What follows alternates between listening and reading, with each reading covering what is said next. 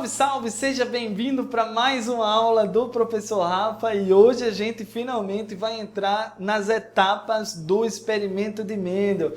A gente fez uma grande introdução sobre a vida de Mendel, espero que você tenha entendido muito bem todas aquelas etapas anteriores. E daqui para frente, meu amigo, a gente vai começar a genética mendeliana de fato, né? Aquilo que gosta de cair em provas, aquilo que aparece em vestibulares. Mas, para a gente entender esse assunto com segurança, é muito importante que aquela introdução seja muito bem feita. Fofinhos, em relação às etapas do experimento de Mendel, a gente já sabe que ele utilizou ervilhas para estudar como funciona a hereditariedade e agora a gente vai ver como é que funcionou essa brincadeira. E aí a gente vai comentar, rapaziada, que Mendel dividiu o experimento dele em 3 etapas. A primeira etapa é basicamente a seleção de caracteres, seleção de caracteres puros. E agora que a galera começa a se enrolar bastante, né? Tchucos, para a gente entender essa seleção de caracteres puros, primeiro a gente precisa entender, ou na verdade a gente precisa lembrar, porque a gente já mencionou isso aqui na aula passada, o conceito de caractere. A gente mencionou na aula passada que caracteres são o quê, fofinhos? São variações possíveis de uma mesma característica. Então eu mencionei cor da pele, que tinham vários caracteres possíveis, né? Pele negra, pele morena, pele clara. No caso das ervilhas, você tem o caractere cor da flor. Tem 2 variações, a cor da flor roxa, cor da flor branca. Então você tem 2 caracteres possíveis para aquela mesma característica. Então, em relação a caractere, rapaziada, vamos mencionar que são variações naturais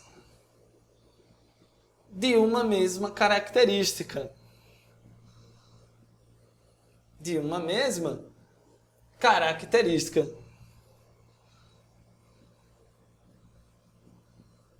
E aí, tchutchucos, como agora a gente já lembrou o que são caracteres, agora a gente precisa saber o que é um caractere puro. E aí, moçada, eu vou voltar lá para a adolescência do Mendel. Lembra, fofinhos, que o Mendel era um adolescente meio esquisito e ele gostava de estudar aquelas técnicas de hibridização de plantas, onde os agricultores misturavam linhagens, geravam linhagens híbridas, né? E essas linhagens híbridas acabavam lá trazendo novas características, algumas delas até mesmo vantajosas lá para os produtores. Então, quando a gente fala em caractere puro, a gente está falando numa planta que quando cruza com ela mesma, gera descendentes exatamente iguais. Então você não tem diversidade nos descendentes. Quando a gente fala num híbrido, a gente está falando num caractere que foi meio que misturado entre 2 linhagens diferentes. Então, talvez a gente não compreenda de primeira a definição que eu vou colocar, mas é lógico que eu vou colocar um exemplo, a gente vai entender tudo bem gostoso, tá? Então, rapaziada, sobre caractere puro, eu vou comentar que são aquelas variações, né? São aquelas variações naturais que quando autofecundado, gera 100%. Ih, começou os números, né? 100% são todos, tá, rapaz? Então gera 100% de descendentes, 100% de descendentes iguais entre si. Iguais entre si e o parental. Ih, rapaz, pera aí, como é que é? Tu vai pegar uma planta que tem flor roxa, por exemplo. Se esse caractere flor roxa for puro, quando eu cruzar essa flor roxa com ela mesma, todas as plantas, quando crescerem, irão florir e irão gerar flores roxas também. Então aqui vai funcionar da seguinte maneira. Se tu pega lá, rapaziada, ó, se tu tem uma situação onde você tem uma planta com flor roxa, e aí você realiza aquele processo que eu estava mencionando aqui, ó, conhecido como autofecundação. Se você cruza ela com ela mesma, e gente, todos os descendentes, 100% dos descendentes, também apresentam flor roxa, então o que significa dizer? Que este indivíduo aqui, ó, ele é flor roxa pura. E, bem como lá, todos os seus descendentes também acabam tendo ou sendo classificados como apresentando uma flor roxa pura. Essa é a grande ideia que eles têm na época sobre um caractere puro, tá? Vamos chamar isso aqui de exemplo 1 e vamos fazer um segundo exemplo. Quando a gente pega, por exemplo, continuando aí com a brincadeira da flor, se a gente pega uma planta com flor branca, aí você vai, rapaziada, realiza a autofecundação, bem gostoso, fecunda lá a florzinha com ela mesma, vai fazer autofecundação. Se todos os descendentes que nascerem dessa brincadeira, se todos os descendentes também apresentarem flor roxa, flor branca, Rafa, entendi. Se todos os descendentes são iguais entre si, é porque lá eles são puros para essa característica. Então, é dessa forma que a gente vai entender o que é um caractere puro por enquanto, tá? Até porque o Mendel, ele vai conseguir melhorar esse conceito, né? O Mendel depois vai dar uma definição de puro que é a que a gente usa até hoje, né? Essa aqui é o que ele sabia na época, né, rapaz? Agora, tchutchucos, se a gente está falando de caractere puro, é importante que a gente já mencione aqui o que é um caractere híbrido, né? Vamos abrir aqui essa janelinha para falar um pouco sobre o caractere híbrido. Aí, olha só que legal, rapaz. Híbrido significa dizer que é misturado. É como se você tivesse, por exemplo, um indivíduo de flor roxa cruzando com uma flor, com um indivíduo de flor branca.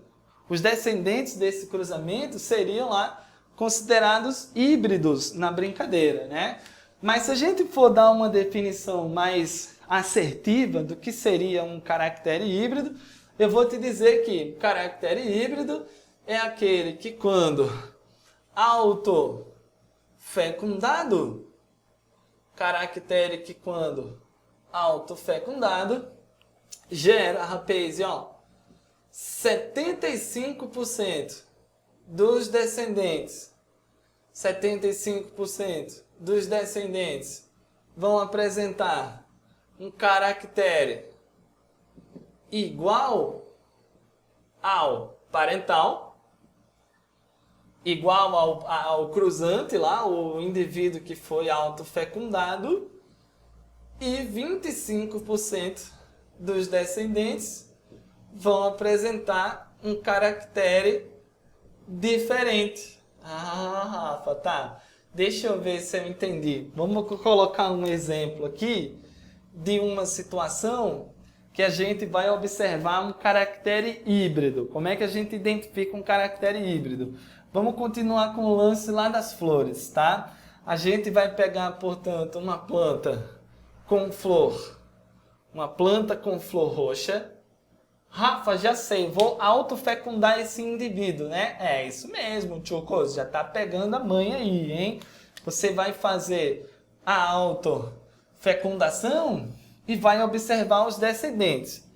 Se 75%, né, a maioria, rapaziada, dos descendentes apresentarem flor roxa e a minoria aqui, ó, 25% na brincadeira, dos descendentes apresentarem uma coloração diferente? Ah, Rafa, então significa dizer que, poxa, como é que você cruza um cara que tem flor roxa com ele mesmo e nascem descendentes com cores diferentes, né? Como é que é possível? Ele está cruzando consigo mesmo, né?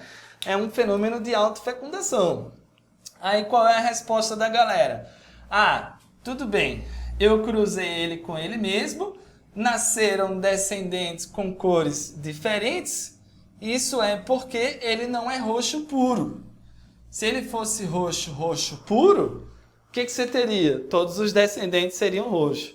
Mas se eu cruzei roxo com roxo e nasceu branco, é porque ele era misturado com um pouquinho de branco. Nas profundezas do teu ser, existia um pouquinho de branco na composição, e aí você tem que essa característica se manifestou em alguns descendentes. Aí tu fica, Rafa, como é que é esse lance? Ele é misturado nas profundezas do teu ser? Que é isso? Então, moçada, era o que se tinha na época. Eu não vou conseguir explicar mais do que isso. Na verdade, quem vai conseguir explicar é o Mendel, né? Ok, eu já sei o que é um caractere, eu já sei o que é um caractere puro, eu já sei o que é um caractere híbrido. Mas agora eu preciso saber como é que faz lá a seleção de caracteres puros. Ah, Rafa, é mesmo, porque esse é o objetivo da primeira etapa do experimento de Mendel, né? Exatamente. Seleção de caracteres puros, como é que eu vou fazer? Bom, eu preciso saber quem tem o caractere puro de verdade. Então o Mendel observou que algumas plantas tinham cor roxa pura, algumas tinham cor roxa híbrida, né? E ele precisava saber quem era puro de verdade lá na brincadeira. Então o que eu faria aqui, ó? Basicamente, eu faria uma autofecundação. Eu faria uma autofecundação e observo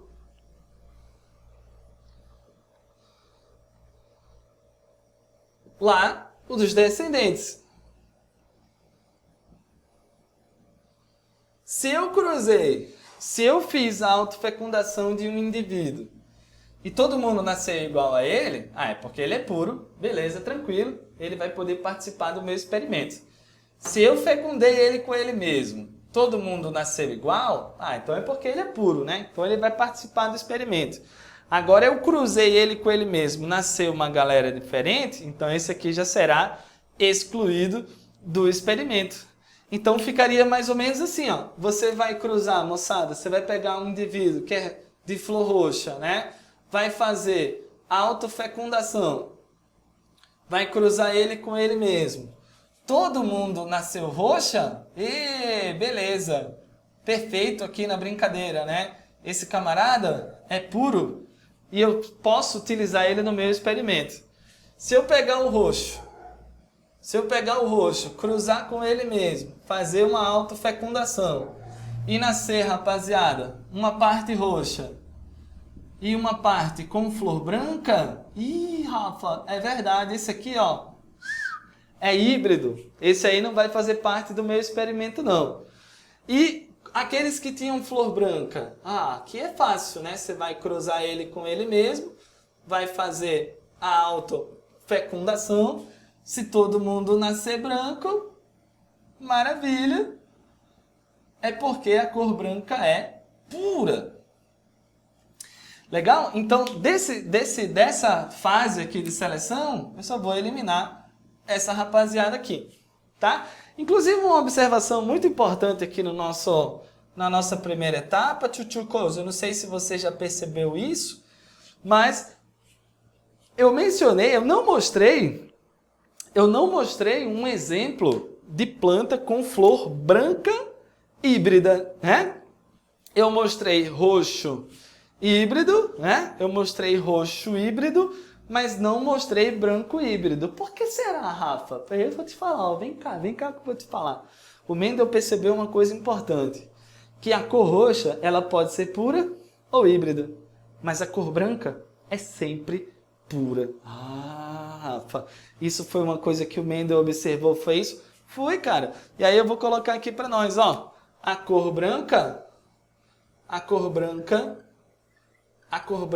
da flor é naturalmente